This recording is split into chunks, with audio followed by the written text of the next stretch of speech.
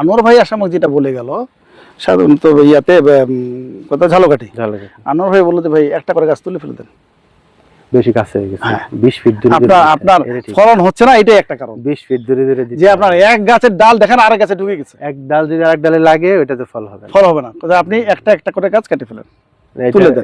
আপনি যদি তুলে দেন আপনার না গেলে বিনা যত্নে হবে।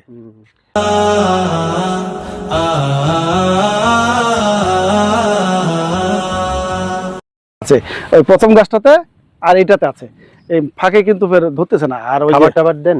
খাবার বলতে এই যা দেখতে পাচ্ছেন, মানে একটু রাউন্ড করে গর্ত করে লবণ টবণ দেয়া, এগুলা জৈব কৃষি করে এক ভদ্রলোক আছে। উনি বলছিল যে নারিকেলে আপনি ওই লবণের চাইতে যদি এই যে সার আছে না, পটাশ সার, সেটা ব্যবহার করেন তাহলে ভালো। কারণ নারকেলের দরকার বেসিক্যালি সোডিয়াম না ক্লোরিন। তো লবণে ক্লোরিন খুব কম থাকে, সোডিয়ামটা বেশি থাকে। আর পটাশে ক্লোরিন বেশি থাকে, সোডিয়াম কম থাকে।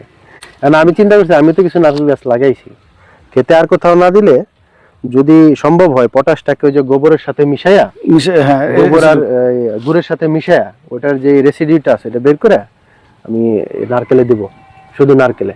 মানে এখন পর্যন্ত আমি এই আবার চেঞ্জ করার পরে মানে টোটালি রাসায়নিক কীটনাশক হাত দেই নাই। আমিও তো এখন পর্যন্ত দেই নাই যে মানুষের মনে করেন যে আগে দেখি যদি এমনি আমার হয়ে যায় ফলন, হ্যাঁ এতদিন মানে ওই এই দুইটা এখন আনোয়ার ভাই আসামক যেটা বলে গেল সাধারণত ইয়াতে কথা ঝালকাঠি আনোয়ার ভাই বললো যে ভাই একটা করে গাছ তুলে ফেলে দেন, বেশি কাছে হয়ে গেছে 20 ফিট দূরে আপনার ফলন হচ্ছে না, এটাই একটা কারণ। 20 ফিট দূরে দূরে যে আপনার এক গাছের ডাল দেখেন আরেক গাছে ঢুকে গেছে, এক ডাল যদি আরেক ডালে লাগে ওটাতে ফল হবে না।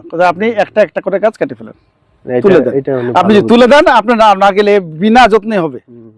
যেমন এটা বাদ দেন, হ্যাঁ ওই যে ছোট যেটা কিন্তু এটা তো গ্যাপ দিতে, এখন এইখানে তো ওই যে মাঝখানে যে ছোট ওটা বাদ দেন। হ্যাঁ হ্যাঁ ওই দুটো অবশ্যই এখানে উঠাই অন্য জায়গায় লাগানো যাবে, লাগাইতে পারবেন। হ্যাঁ ওটাও যাবে, গ্যাপ দিয়ে লাগাই, এইটাও ইচ্ছা করলে উঠায় অন্য জায়গায়। যদি এটা এই প্রথম গাছেরই একই সাথে, আর ওই দুটা কিন্তু ভিয়েতনামি বলে পরে লাগাইছি। আচ্ছা আচ্ছা, মানে ছোট করে আনছিলেন, এখন এতটুকু হয়েছে? হ্যাঁ হ্যাঁ, কয় বছর হয়েছে ওইটা?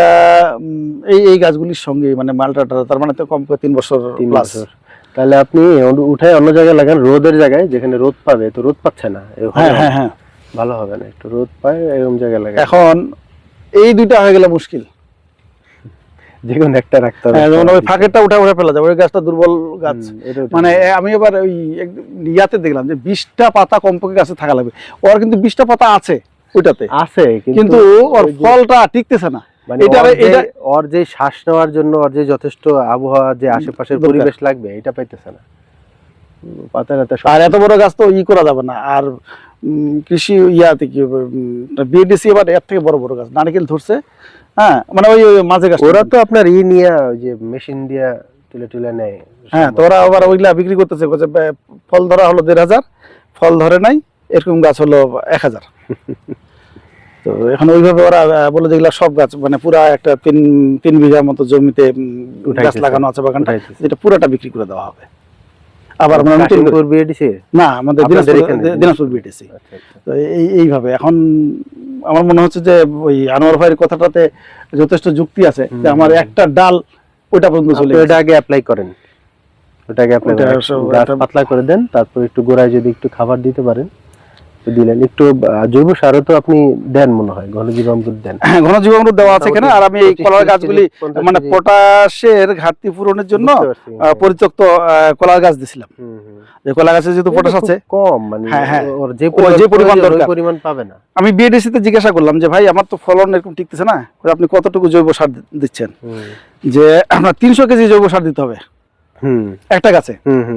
যে আপনি 300 কেজি দিবেন, 60 পেড়ি মতন মানে দিলে আপনি 300 কেজি বছরে আপনার জৈব সার যদি দেন তাহলে আর কিছু লাগবে না। 300 কেজি মানে আপনি 3 ভাগে দিলে 100 কেজি করে 3 বারে যদি আমি দিই।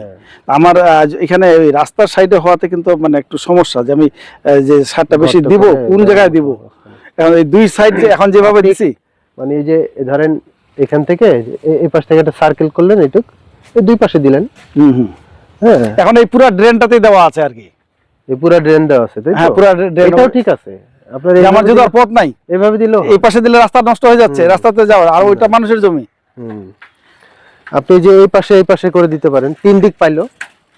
হ্যাঁ হ্যাঁ, এই পাশে দিলে 3 দিক পাইলো। 3 দিক পাইলো। এই দিক পাইলো। এই চারা এখনো ছোট, লাগাইছি কেবল। এখন মনে হচ্ছে যে ওই আনোয়ার ভাইয়ের ওটা বুঝি অ্যাপ্লাই করে দেখা মনে হয় মানে ওটা যথেষ্ট যুক্তি আছে। আনোয়ার ভাই চারা এনে দিছে। হ্যাঁ, উনি ওই যে বরিশাল বিএডিসি রহমতপুর বলে, হ্যাঁ, ওখান থেকে চারা পাঠাইছে।